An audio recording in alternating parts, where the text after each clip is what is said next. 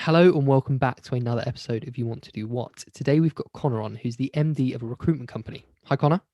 How you doing? You right? Yes, good, mate. How are you? Yeah, very good, thank you. Let's jump straight in then, mate. Do you want to tell everyone a bit about what you actually do? Yeah, so I am the director of a recruitment company called Quest Personnel. So we're a kind of construction-focused recruitment firm. So we kind of sit a little bit outside of what a normal recruitment agency do. We're more kind of I guess, a search and selection specialist as opposed to your traditional kind of recruitment firm. But our kind of main markets are we focus on design engineers in civil, structural, and transport, and also for kind of production staff for resi developers. So, how did you get into recruitment then? What made you go into it? Yeah, a bit of a kind of strange one. So I dropped out of uni after 2 years. Wasn't really doing well there, and didn't know what I wanted to get into. um, Recruitment is one of these ones that everyone says the same thing. Oh, I fell into recruitment, and that really is the kind of same thing that happened to myself. Mm, So it was through a friend of a friend. I'd interviewed at kind of 4 or 5 different recruitment agencies and got none of the jobs. And kind of looking back at myself as someone who now kind of hires guys out of kind of college or out of university, I probably wouldn't have hired myself as well, which is kind of a bit narrow-minded. really? But I think in terms of me at that age and what I'd kind of gone through and dropped out of university, and I hadn't shown massive amounts of kind of commitment. um I wasn't kind of the best recruiter, in terms of it didn't kind of display what a good recruiter would be. But I then met through a friend of a friend and got an interview at a company called Skilled Careers, Hmm. who are quite like a well-known construction recruitment firm, and met with the director there and just got on really well on a kind of personal level, and ended up getting a job as a kind of a trainee or a trainee recruiter, and the rest is kind of history. So, how long were you in recruitment before you took the step to set up your own agency? Not very long. So I started in November of 2016, and then I quit that kind of job and set up my own in the February of 2018. So about a year and a half, Wow, all in all. Um, super yeah, quick. So you felt you'd learnt the trade enough to make that jump? I thought I did at the time. Like upon reflection, I know that there's. I mean, I probably learned more in the first 6 weeks than I had done in the kind of year and a half working for another firm. Hmm. I was very fortunate that the kind of way it was set up there, that I kind of ran my own desk, and recruitment can work in the way where you kind of run your own business within a business. So when I kind of started out, they put me onto a brand new sector that no one in the company did. So any clients that I had and any placements I was making, they never knew the business of Skilled Careers. They knew me as an individual. So it gave me a lot of confidence that if I was to move across, they would follow me, as opposed to, there would never be a secondary point of contact to where I was. Mm. So in terms of kind of, did I know enough? I think I did at that time. I probably learned a lot more now, but I thought I was ready, and I don't think there's ever a great time to set up on your own. I think the only thing that I had going for me at the time was I still lived at home, so the financial commitments were lower, and I could afford to take that risk, which I think as you get older in life is a lot more difficult. So that kind of made me take that plunge before it was too late. And how was the first sort of year of running Quest? Was it a massive learning curve? Huge, yeah, huge, definitely.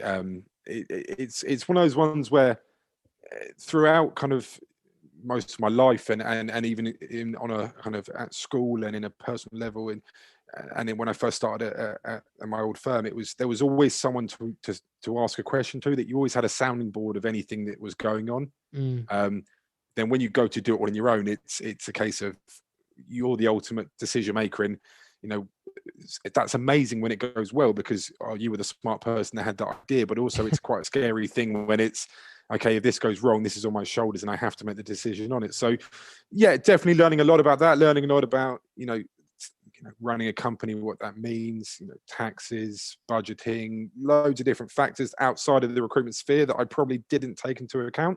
mm. um, but it was good. It was really exciting, and it's something that I took a lot of pride in as well. I felt quite proud of myself that I owned a business. I mean, I started when I was 23 years old. I was a young guy to be doing that, so it was quite, yeah, I really enjoyed it. Mm.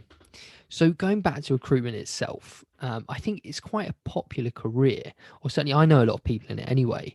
But what does it actually involve? What are you doing as a recruiter? Yeah, so in terms of what we do at Quest and as a recruiter at Quest Personnel, um, our main role really is to find candidates for our clients. So we would get a brief from a client.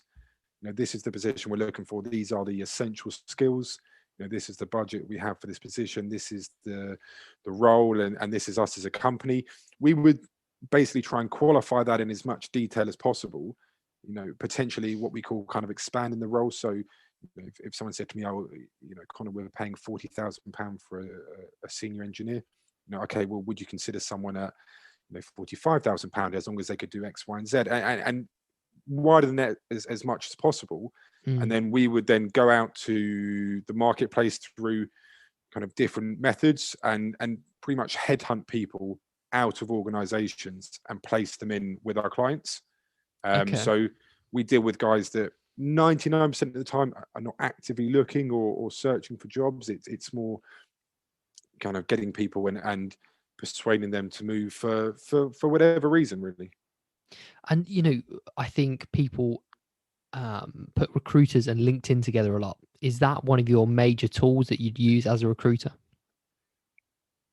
Us as a business, no. But there are definitely times when LinkedIn is massively advantageous. I think we use it sometimes to get a feel of who's where and who's at what company. So my network is only so big, and there will be people outside of that will be on LinkedIn that I can get contact information for. I think that the reason why I personally try and stay away from LinkedIn, and I would say that I probably send out maybe 6 to 10 LinkedIn messages a week, as opposed to most standard recruiters that are doing maybe, I don't know, 100 a day potentially as well. Sometimes it's just because I feel one is it's very, very easy to get lost in the pile of people. So in the modern world where you can send a mail shot out to 150 people in one go, actually how targeted is your approach? Are you really actually genuinely wanting to talk to this person because you believe what you have is good for them?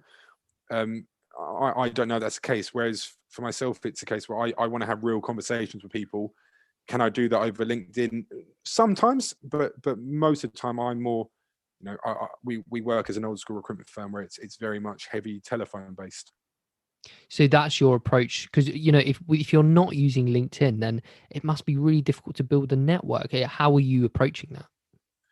Yeah, a few different methods. I think prior to COVID, it was a lot easier. So we would meet someone, nearly every single person and prospective candidate. We'd meet me for a beer, for a coffee, for a bit of lunch. A lot of the time, if I was to place yourself, Dan, in a position, we would say, look, let's celebrate this. It's a fantastic achievement. You're talking big pay rises, blah, blah, blah, blah.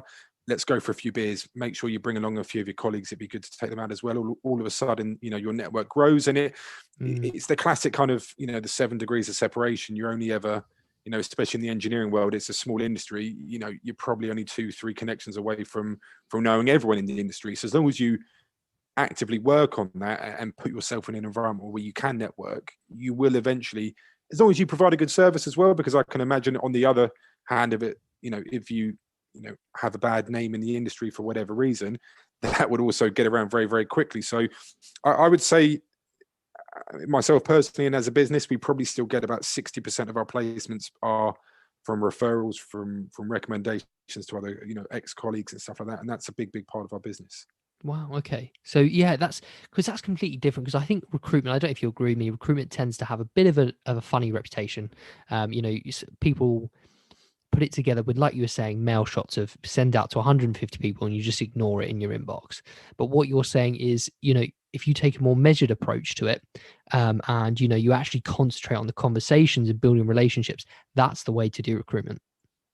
I personally believe so. I think there's, I've worked at a big firm and I've seen people do it in what I consider the wrong way, and they're still relatively successful, because it's a case, you throw enough at the wall and some of it sticks, and that can be an approach which some people favour.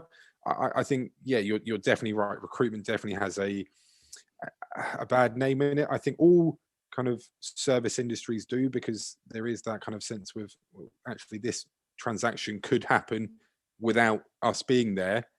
But I think at the same time, there are certain companies that we partnered with that, we've allowed them to grow to levels which I genuinely believe they couldn't have done without the assistance of us. And that's not to say that we, once they're in there, obviously people, we have to get good people, but I use agencies to find my staff. It's very, very hard to find good people.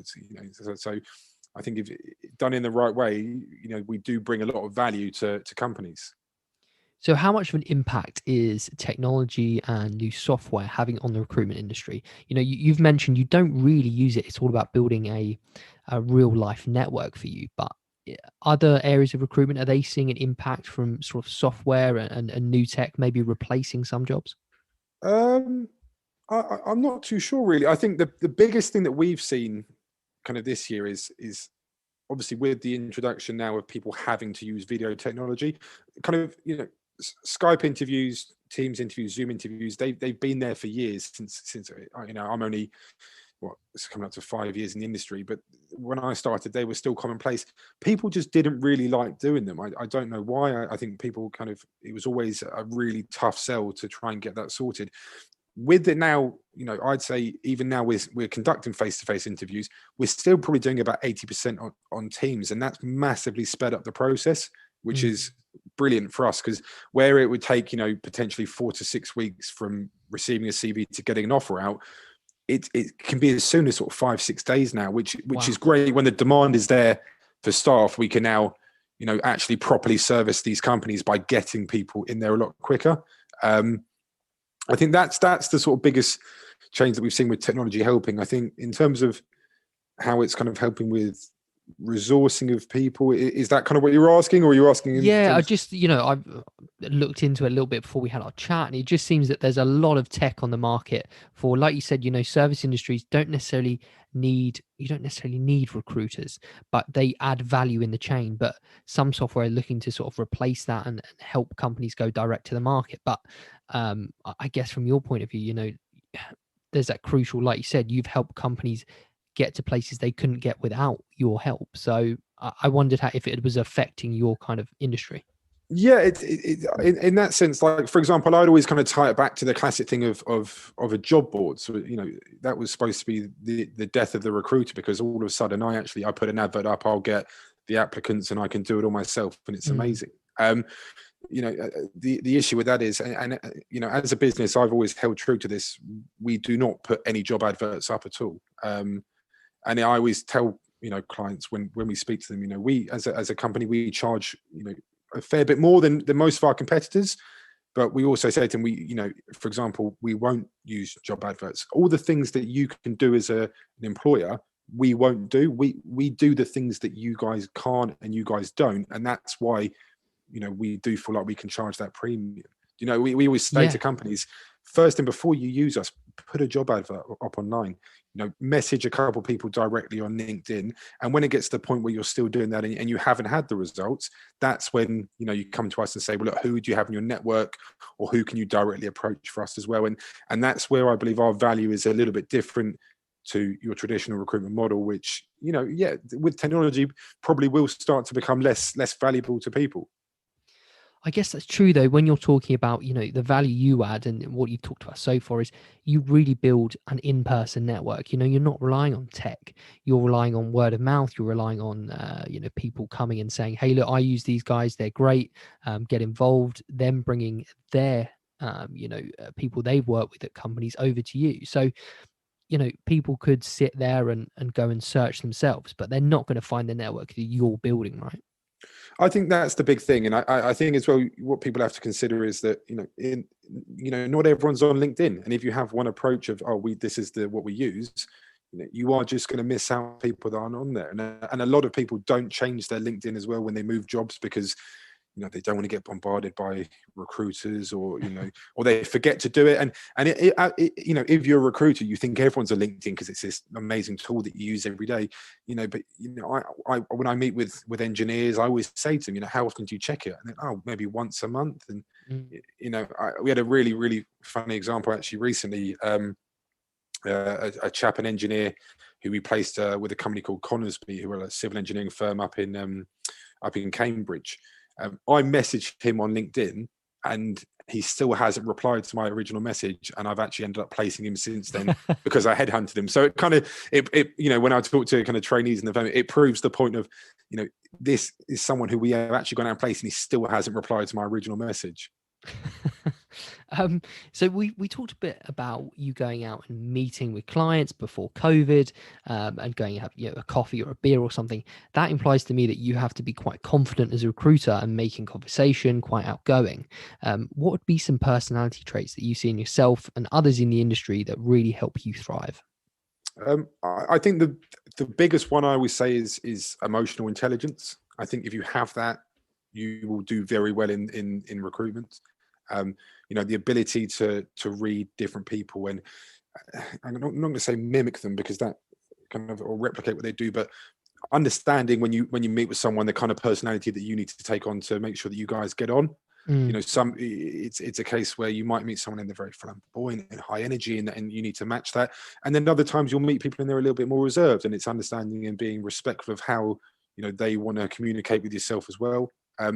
I'd always say that's the kind of big one, is having emotional intelligence. I think being able to have a conversation, be confident in what you do, that is another trait which I think kind of put you in good stead. And I think the biggest one is, and it's probably a word that's used a lot in recruitment as well, but just being a resilient person. Being able to go again when you get knocked down, because it is a job that is, a term that everyone uses is champagne and razor blades. It is a case where it's the best thing ever and the worst job in the world, and and that's the highs and lows of any sales job, really. But it's the ability to, if you get a candidate pull out of a job at 9 o'clock on a Monday morning, not let that ruin your week, and being able to go, okay, well, that's just the way it goes, and on to the next one, and ready to prepare yourself. So I'd say kind of, resilience. It's the emotional intelligence, being able to communicate with people, and just working hard. I think that's the big thing. There is no replica, or there is no substitute, for just genuinely working harder than most other people, and you will be successful. Funny you should mention that. Actually, we had a sort of headhunter within the world of banking come on a while ago, and she headhunts for CEOs and CFOs and that kind of level. And I think you were the one that told me this. You said, let me get this right. We sell things, but those things have opinions. You're selling people, but people have opinions. So, when they don't take the job, you've got one of the hardest sales jobs in the world, because usually you're selling something that doesn't have an opinion, right? Yeah. I remember saying that to you. Yeah, So you that's did. the way I always put it is, if you sell a piece of gold, of course that price can change, but that gold has no choice in whether or not it's sold. Do you know what I mean? And as long as you are willing to sell it and someone's willing to buy it, then the transaction's always going to happen. Yeah, exactly that. We sell things that can change their mind. They have opinions. We sell things that have external factors. Someone might love to take a position, and all of a sudden, something happens in their life that doesn't allow them to. It just makes it, it's one of those ones that you can do everything right and it still doesn't go through. And that is just part of the job. And for you, what would be one of the biggest positives you've had out of the industry? I guess, starting your company at 23 is pretty cool, but anything else that stands out for you? I don't know, in terms of kind of milestones, or in terms of what I've taken that I enjoy out of it. Yeah, what you take and what you enjoy out of the industry, really. It sounds terrible. It is quite a lucrative industry, and that's a big reason why I got into it. Is one that financially you can do well out of it if it goes well. I think that is probably one of the main reasons that most people do it, and one of the things that does get me up in the morning and keeps me doing it. That's a kind of big side of it. I think the ability to work with some really, really good companies, and it's a case of, I like the idea of potentially building a brand name and actually have a bit of a presence and have a company that's known. And I think those are the big things for me that I hopefully we're working towards, and I feel we are. But Mm. that's the kind of the way that I like the fact that I've walked into meetings with some of my team, and we're sitting there for these kind of publicly listed companies. We're sitting with major directors, and they're kind of almost surprised. Hold on, you're the guy that owns the company. And that for me is quite a nice thing, because That's cool. there's no age limit to when you can do things, and no age when you can be successful. And I quite enjoy the fact that I'm a younger guy doing it. I think that's quite fun.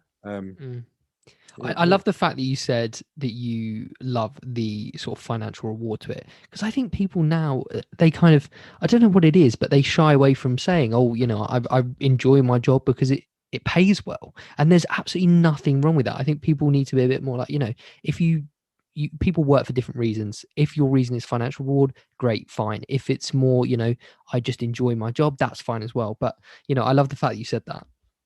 Yeah, I think people are scared. It's a very British thing, isn't it? We don't like talking about money. It's Yeah. a weird one. And yeah, I mean, that's the thing. We're very. I always try and tell my staff we have to be blasé about it when we speak to candidates as well. We talk to people, and what money do you want? What money do you need? What money are you looking for now? Because ultimately, most people would not work if it was for free. Do you know what I mean? It is you're selling your time to someone, and that needs to be kind of given back. And you have to understand that is why we do what we do, really. I know obviously there are vocational positions, and some people do love their job, and that's also, like you said, it's an amazing thing. But I genuinely believe in a sales role, really, money has to be one of the key motivators in sales, because that is the way that you kind of measure your sales success a lot of the time is binary. It's how am I doing, what the numbers looking like, and how am I working it. And on the flip side of that, then, what's something that you find, less favorable about the industry? I think there's a few different. I think that the main one is the stigma around it. I think that initially when I first got into it, it did bother me. Being honest, it was quite a peculiar one. I remember we used to kind of go, for example, it would be Christmas parties or family parties and things like that we would go to. And my sister is incredibly successful. She's sort of a trainee solicitor now. And at that stage, she was, being a paralegal waiting for a training contract to start. And I was kind of a year into recruitment. Now, not to kind of, I know we're going to talk about money because that's a big thing of this, but I was making, 2 to 3 times as much as my sister was at this time. But when, we were speaking to people, and my mum was saying, oh yes, Connor's a recruitment consultant. Oh, that's nice. And Charlotte's a paralegal. Oh my God, amazing. You must be so proud. It's incredible. Yeah. And that to me initially used to kind of annoy me. And I think that was a big thing, that really got to me initially about the industry and what I don't like about it. I think, it's that kind of that stigma that goes along with it.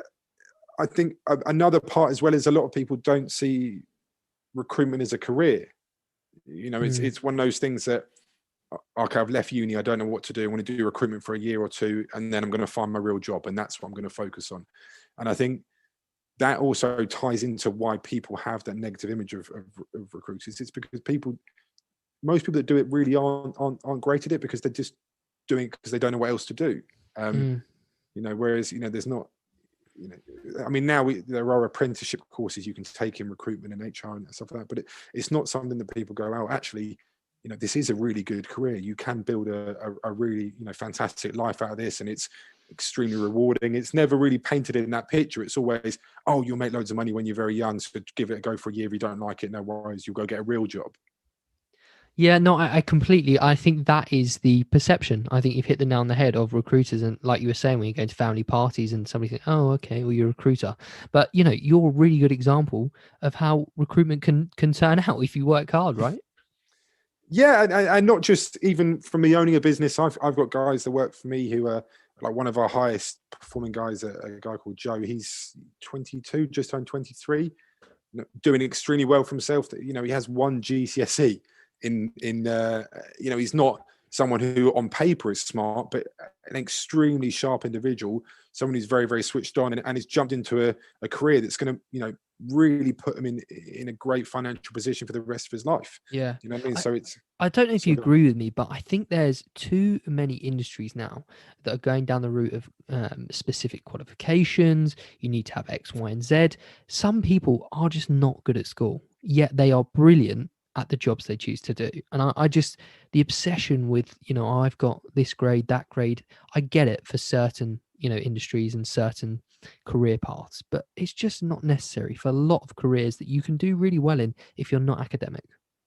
yeah, I honestly couldn't agree more with you. I think it's a really strange actual method of kind of sorting people, really, isn't it? It's okay, what we do is we're going to have these set tests from the age of 16 to 19, and then however you perform in these specific tests will dictate how your life goes. And it Yeah. doesn't really make sense, because most of the things you learn are never really directly applicable. And I think, you know, I'm a very big believer, and I genuinely think that people should be pushed more towards, vocations or skills-based education, or 100% agree with that. Yes. and it's that classic. You've probably seen it as well, but it's the classic kind of they're comparing a fish and a monkey or something like that, and they said, Yes. if you judge the fish and its ability to climb the tree, then it's always going to be, as they say, unsuccessful, or something like that as well. And I couldn't agree more with you that I don't think the education system is a good model for helping people kind of get to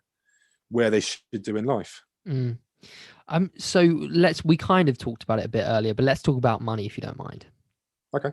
So we look for average salaries across every industry we talk about, and the average salary apparently in the UK for a recruiter is around £26,000.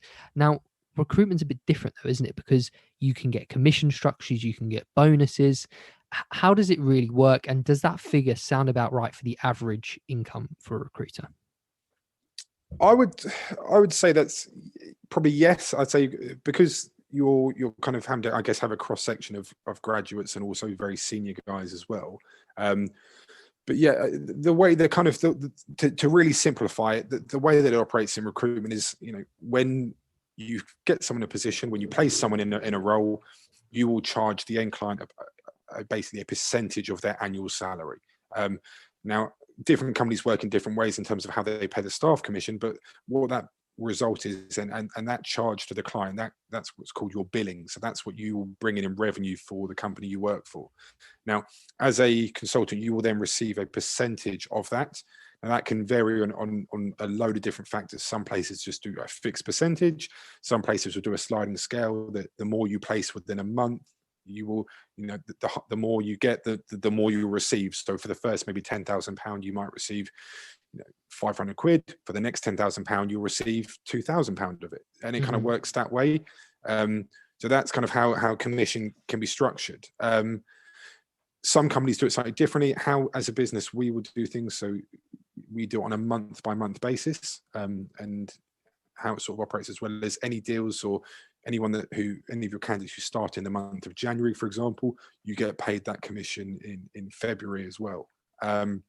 So in terms of general salaries, I'll give you a very honest understanding of where I started and how I was when I left. So I started out as a trainee recruitment consultant on 16,016.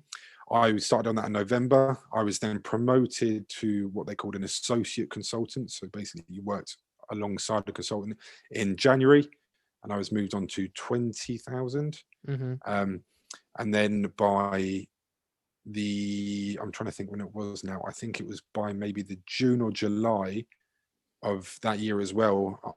I basically did very, very well when I was there, and I kind of was, exceeding a lot of targets. So they put me on officially the money of a senior recruitment consultant at that firm, and I was on 28,000. And then that was the last salary that I was on, obviously, when I left. But in terms of a general commission breakdown as well, my average monthly pay was probably circa 5,000 a month. Wow. And then, but sometimes that would go up to like 7, and then sometimes that would be a bit lower on like 2 or 3. So it really can massively change. in terms of the levels that you bring.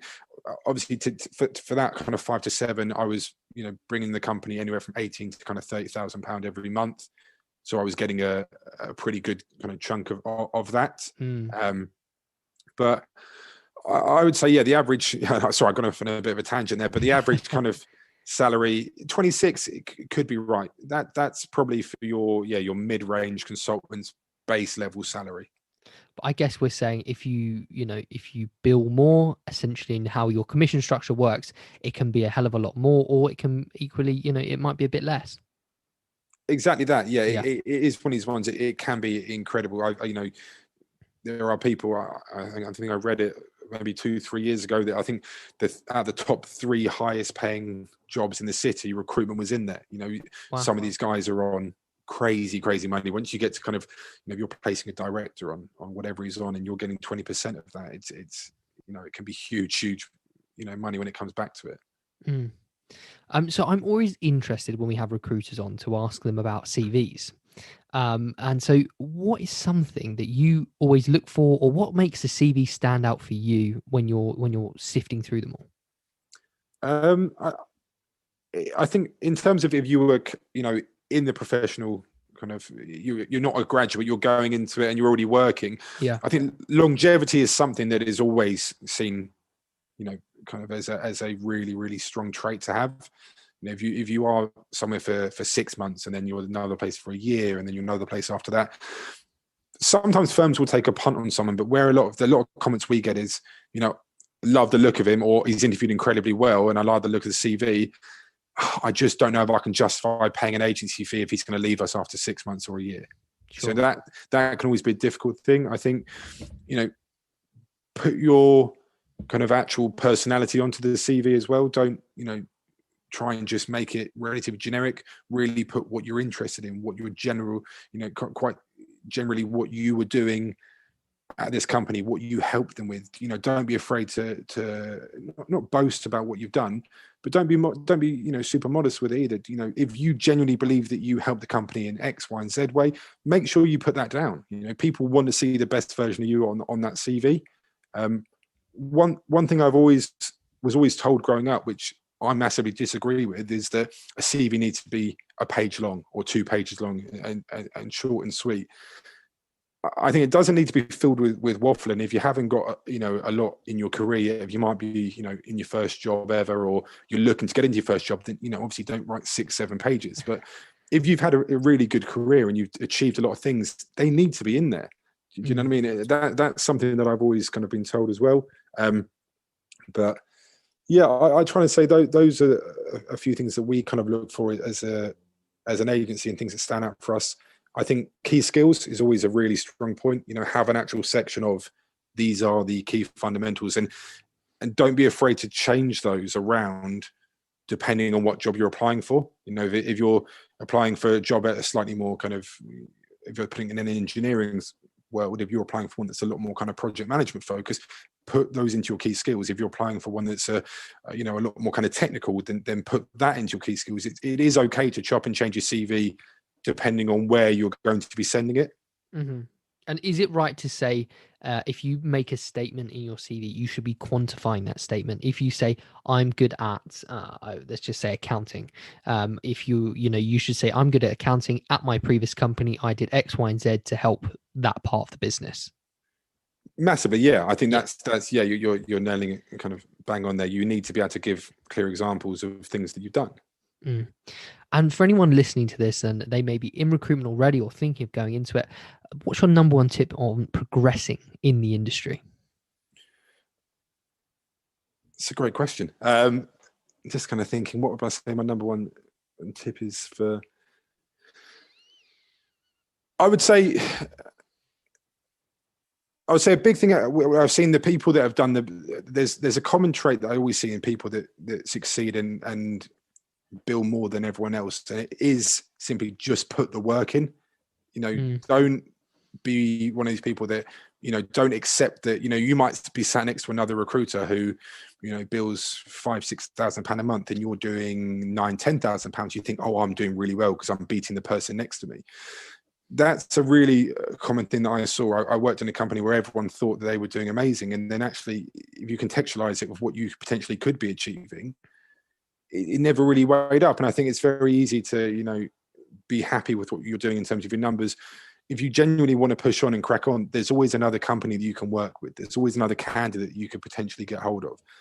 If you're a recruiter that's, are going, oh, I've absolutely smashed it. I've got a great hub on London. I know all the guys in my sector in London. I'm doing really well. Well, then look at Manchester, look at Leeds, look at Birmingham, look at Bristol. Don't limit yourself. It is one of these ones where you can always do a little bit more. Mm, mm. That's Uh, what I would say. and would you still go into this industry knowing everything you know now? Yes, I genuinely think I would. I think in terms of what you can get out of it, I think it's very, very hard in the modern world unless you have, as I was saying, unless you've got a first or a 2-1 from a top university. I think it's very, very difficult to put yourself in a position where you can have, large amounts of financial rewards from the work you do. I think it's extremely hard, really, unless you're in.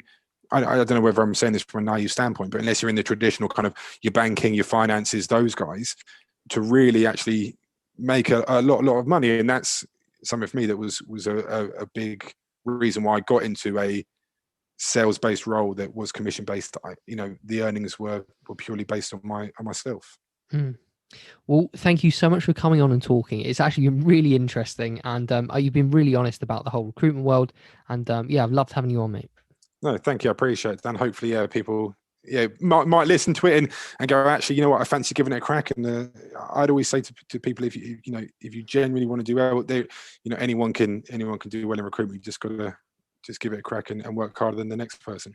And where can people find you or your business, mate? So in terms of, I said, considering we said not on LinkedIn, we obviously are on LinkedIn as well. Our website is questpersonnel.co.uk. We have an Instagram page as well that we kind of post some of our jobs on as well. Market a bit about our business on that. But yeah, have a look on the website, search us up on LinkedIn as well, and we're on Instagram too. Brilliant. Thanks again for coming on, mate. No worries. Cheers, Dan.